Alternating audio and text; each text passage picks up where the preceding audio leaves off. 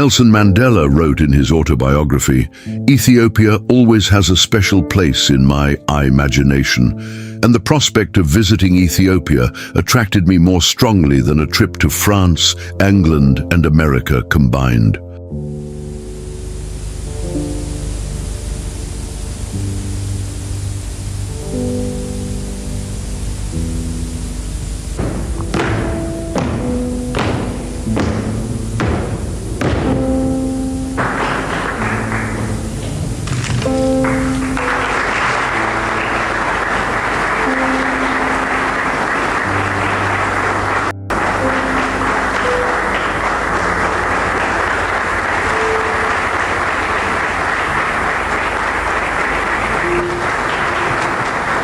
I came here and I received that training. I felt for the first time in my life that I was a man.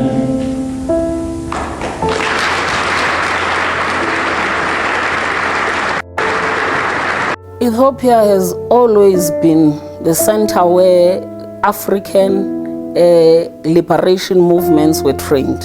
This is where President Mandela was trained with his colleagues, but it did not end there.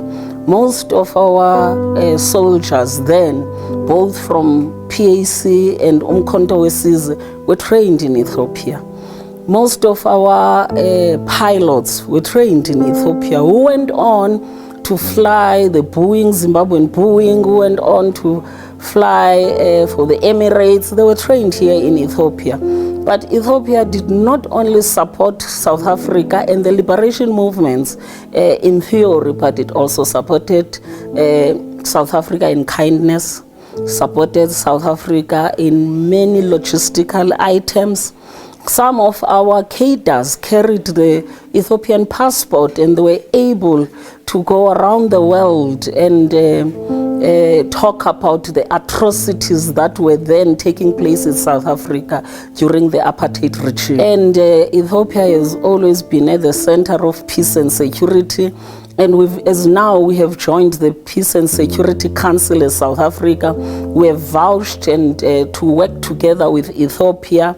And the audience knows that Ethiopia is the only country that has never been colonized.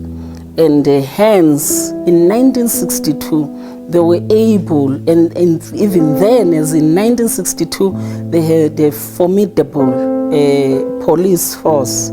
And we can learn a lot from Ethiopia. We've always looked upon Ethiopia as our sisterly country, but we've always cooperated in many fields, and we emulate and we honor Ethiopia, and we're grateful for all the support.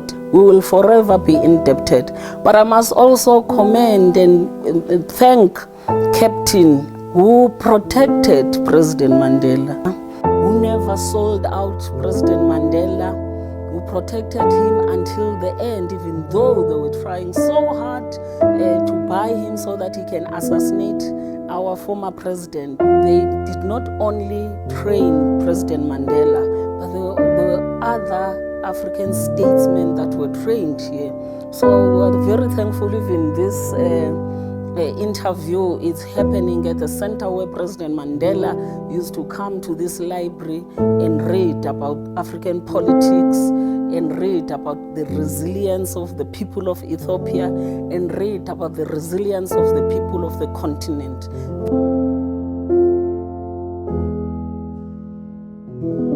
Here legally, respect us as South Africans, respect our laws, respect our conventions and our traditions, as you would want us to respect the laws and traditions of your own country.